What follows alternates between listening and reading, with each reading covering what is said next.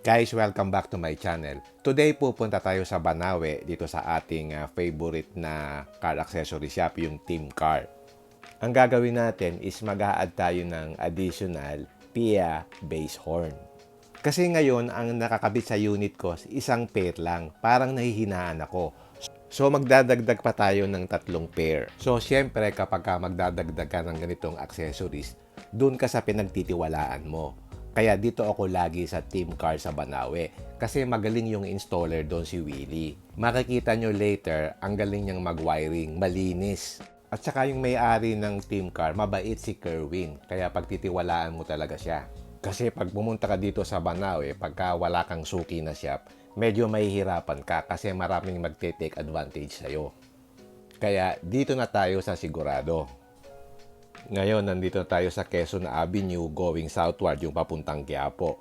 So, kakanan ako dito sa Banawe. So, pagka turn right ko dito sa Banawe, dire-diretso lang, yung unang kanto, yung P. Florentino, nandun yung Team Car, nasa kanto ng Banawe at P. Florentino. So, yan na yung Team Car. So, madali lang siyang hanapin. Okay, magpapark na tayo at hahanapin natin si Kerwin, yung may-ari. May umalis dito sa kabilang side, so inilipat ko, dito ako magpapark. So ito ang i-install natin, yung PIA Superior Bass Horn. Actually, gusto ko din yung Mitsuba Dolce na may Eco Mode. Since meron na akong existing PIA Bass Horn, ito na rin ang pinakabit ko at kasya siya dun sa grill ng Raptor 4x4 set. Yung Mitsuba medyo malaki kasi yung horn niya kasi meron pa siyang function na Eco Mode. So sa grill ng Raptor, mga 2 o 3 set lang ang kasya talaga.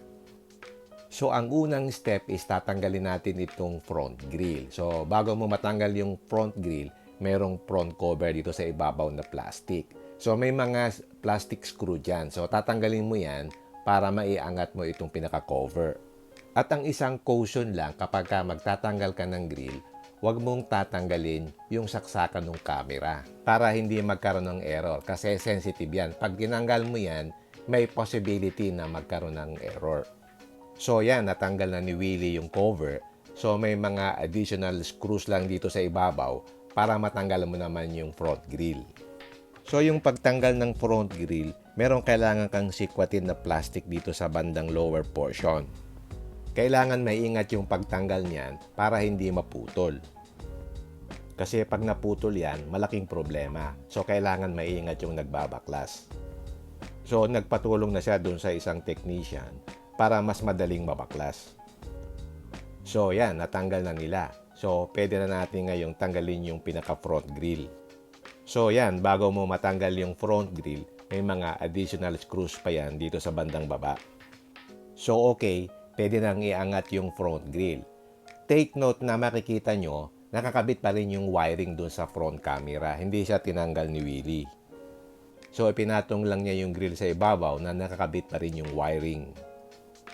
So, ganito yung current status ng location ng busina ko. So, tatanggalin nila yan para magkabit ng additional 3 para maging 4. Actually, yung pinagkakabitan yan is merong flat bar na may butas. Doon naka-install yung busina. Okay, natanggal na yung busina. And then, sinusukatan nila ngayon kung gano'n yung haba ng flat bar na kailangan para may kabit yung 4. So, bale, naka-cross yan doon sa pinaka-vertical na bar. So, ito yung pinaka-flat bar na pagkakabitan. May mga butas na yan. So, nasukatan nila. So, kailangan nating lagariin para eksakto doon sa haba. So, yan, naputol na yung flat bar. So, ikakabit yan horizontally para doon ngayon ikabit yung mga busina. And once we agree doon sa tamang height, ituturnilyo na natin para ma-fix na yung bar. So dito sinusukat nila yung space kasi mag-a-allocate tayo ng 4 na busina dyan. So dapat tama yung measurement. So yan, na-fix na natin yung horizontal bar. So ang next step, kakabit na natin yung 4 pairs ng busina. Ang objective natin is pag na-install mo na yung busina, makikita siya from the grill outside para mas maangas siyang tingnan. So yan, nagsimula na siyang mag-start ngayon magkabit ng busina. For your information, meron nga palang higher and lower frequency sa pair ng busina. So yung higher frequency, pinakabit ko dito sa left side. Tapos yung lower frequency dito sa right. Kaya merong green and blue color yan. So kapag nakabit na ang lahat, ganito ang magiging itsura niya. So ang next step naman is yung wiring. Dito magaling si Willie, malinis yung pagkaka-wiring niya. So yung mga wires, binabalutan niya nung corrugated na conduit para siyang OEM ang itsura. Yung mga technician kasi kanya-kanyang diskarte ng wiring. Pero itong si Willie, magaling dumiskarte sa wiring. So makita nyo mamaya, malinis siya, nakatago yung wires, hindi mo mahalata. So yan, almost done na siya. So ganito yung itsura ng final product. Ang next step naman is makakabit siya ng wiring dun sa power supply. And then makakabit siya ng dalawang relay at dalawang fuse para mas safe yung installation. So dito niya pinadaan yung wiring sa ilalim. And then isiniksik niya dun sa tabi, pataas dun sa may battery area. And then dito kinakabit na niya yung ground and then ikakabit na niya yung relay. So ganyan ng wiring, malinis, parang OEM. So kita nyo yung conduit, pinadaan niya dito sa ilalim. Ito na ngayon yung itsura ng relay. Dalawa ang ikinabit niya. And then ang sunod niya ikinabit yung dalawang fuse. Yan yung kulay red. So ganyan yung pagkabit niya ng dalawang fuse. Tapos hahanapan niya yan ng magandang lugar. Ang maganda dito sa Raptor, meron na siyang nakaabang na pagkakabitan mo ng power supply para sa mga accessories. Meron diyang 4. So, doon niya ikinabit yung isa. Kasi yung isa niyan, doon sa hammer board ko nakakabit. So, yan, naikabit na niya yung sa location ng power supply. So, ang next niya nang aayusin is yung sa relay. Dito, inaayos na niya yung wiring connection doon sa relay para maikabit na niya ng maganda. So, yan, naayos na niya yung wiring sa relay. Malinis yung pagkakagawa niya. Hindi mo mahalata na merong kinabit na bagong wiring. Kasi yung itsura niya, similar dun sa original wiring dito sa makina.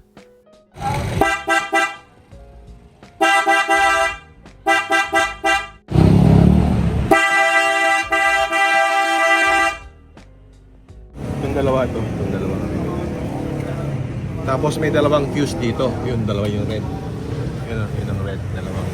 Dalawa din yung fuse niya. So, malinis yung pagkakagawa. So, you can see how clean the wiring is. Okay na tayo. Ibalik na natin yung grill.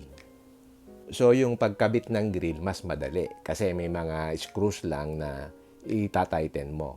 Mas madali siyang ikabit kaysa nung sa tanggalin. So, okay. Nakuha naman yung height na gusto ko. So, medyo kita siya dun sa baba ng Ford logo. Lalo na pag tinamaan ng araw, ma-appreciate mo yung mga busina. So, I'm happy with the installation. Okay, magkano yung nagastos? Bale, ang nagastos is ganito. Yung isang busina is 2,800. So, 4 yon. So, times 4. So, bale, 11,200 yung 4 na busina. Plus yung 2 sets ng wiring, ng fuse at saka nung relay. So, ang isang set is 950. So, times 2, so 1,900 yon. And last yung angle bar, which is 800 pesos. So, ang total is 13,900 pesos. So, kung gusto nyo magpakabit, punta lang kayo dito sa Team Car sa Banawe. Makikita nyo siya sa Waze. Okay, sound check na tayo.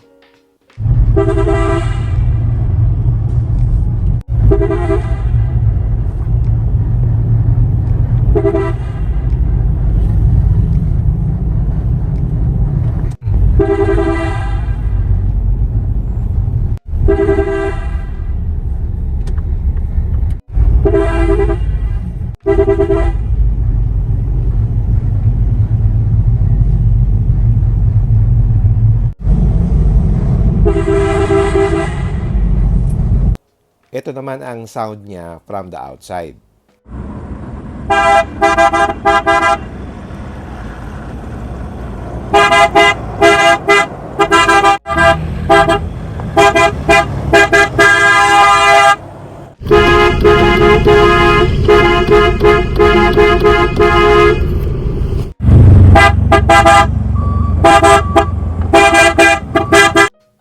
Sa personal, sobrang lakas niya talaga at gusto ko yung tunog ng superior bass horn.